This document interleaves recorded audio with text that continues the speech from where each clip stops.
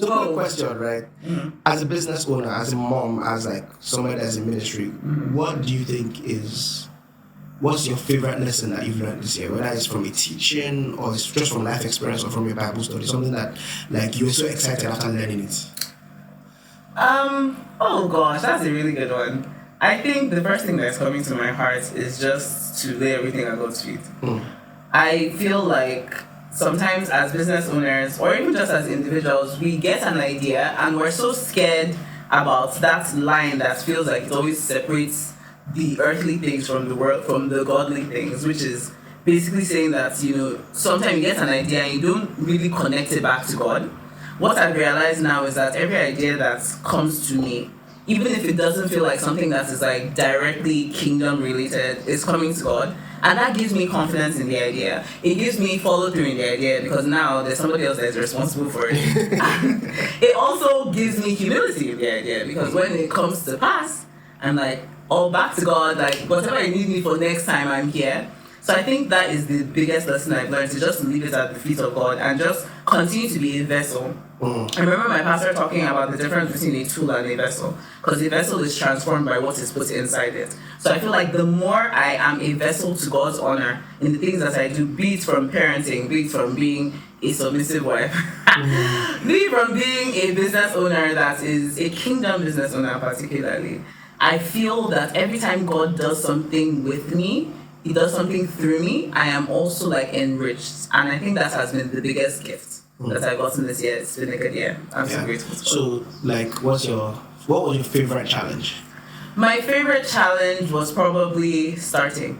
Like starting anything, putting anything out there.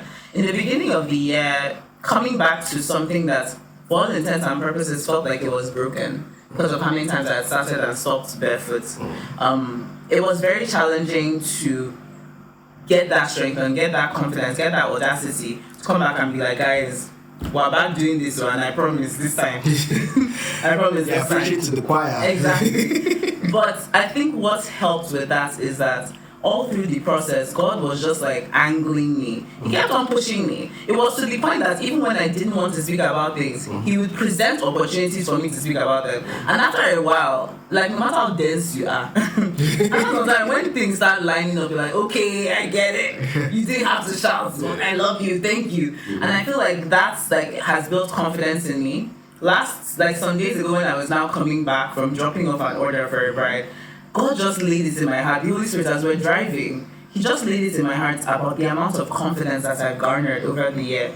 And it's not because all of a sudden I just was like this and then all of a sudden I was like that, but God has built me and He has built the vision to a point that it makes so much sense. And now my heart is so invested in it, I can validate it wherever I am. And so now I'm at a point where I can talk to literally anybody about my business.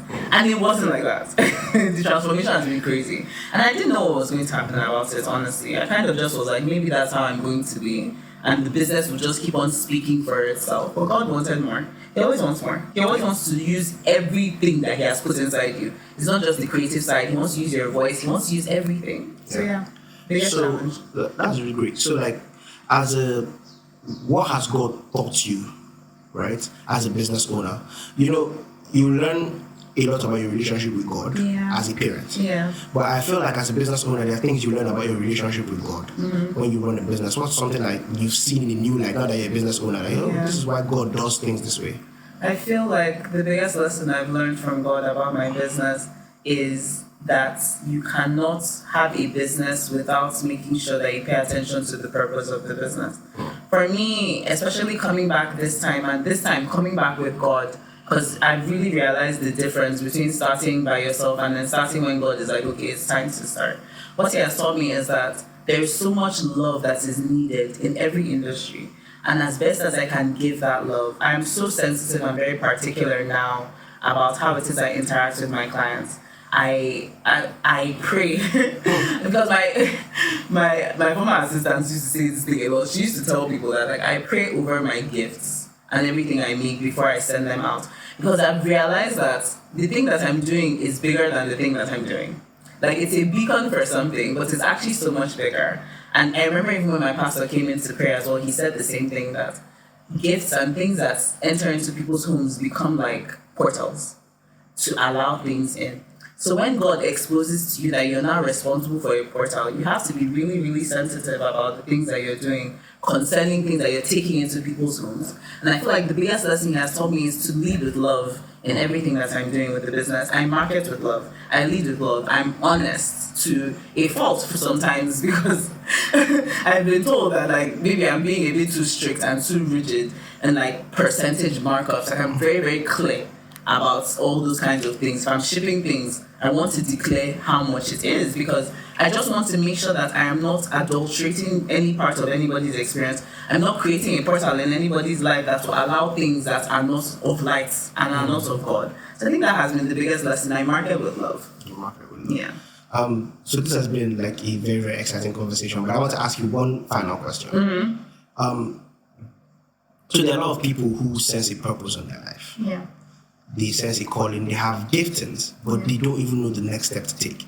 Because I'm speaking as somebody who's been there before, where like until God came and spoke to me directly and said, "Do this," I just did not move. Yeah. What advice? You are somebody who's been able to mostly put it all together, right? Obviously, not completely, but mostly put it all together. So, what advice would you give them, right, as their big sister? Okay, so I think sometimes we are waiting very much for a very clear-cut, what we describe as a clear-cut sign from God.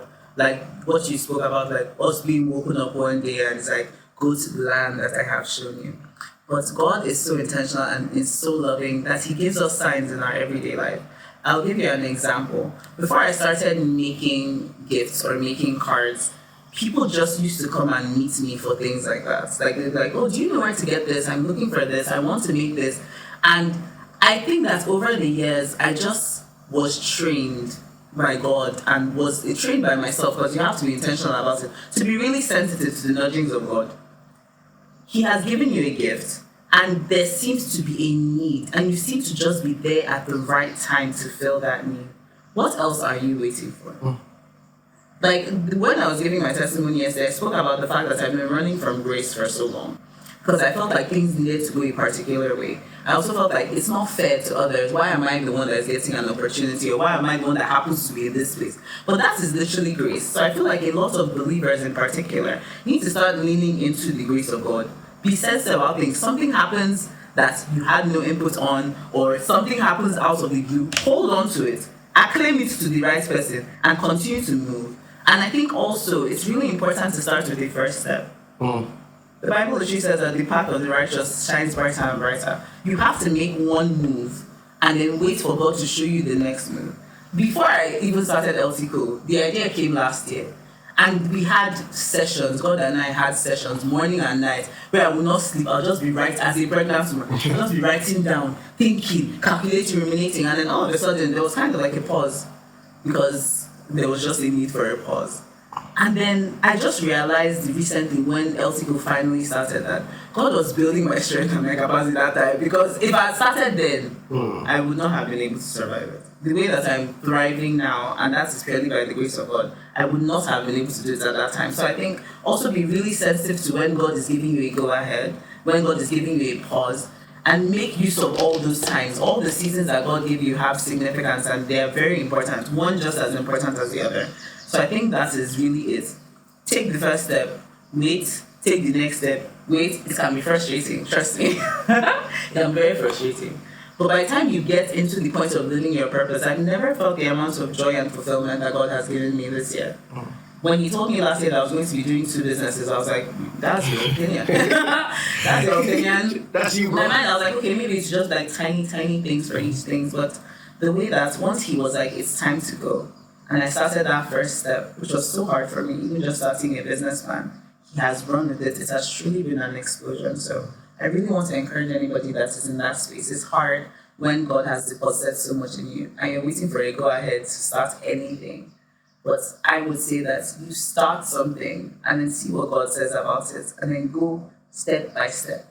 It might not always be the thing of you being woken up in the middle of the night. It can be God sending other people, sending people in angel form to just complement something that you're doing. Because that happens to me a lot. Every time I feel like, am I really, am I not?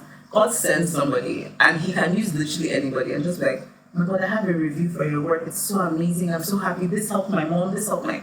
that is all you need to start off. And the more you build your relationship with God, I'm hoping, because I've seen for other people, and that's what I'm hoping for. You can now start sitting you down and be like, okay, so this is the next thing to do. Like, yes, Daddy, tell me everything, let me write it down. But in the meantime, he's speaking to us in a way that we can handle. Yeah. Based on our intelligence, based on our progress in our relationship with him. You might not be in a space where you can handle God waking you up in the middle of the night and being sitting down next to you and saying something. So, yeah. Well, good luck. Yeah, so like Alfred always says, you got this. I always wanted to say because he always sounds like. Anyways, okay. I want to talk about it here. Thank you so much. Thank you. I'm really happy to be here. Yeah.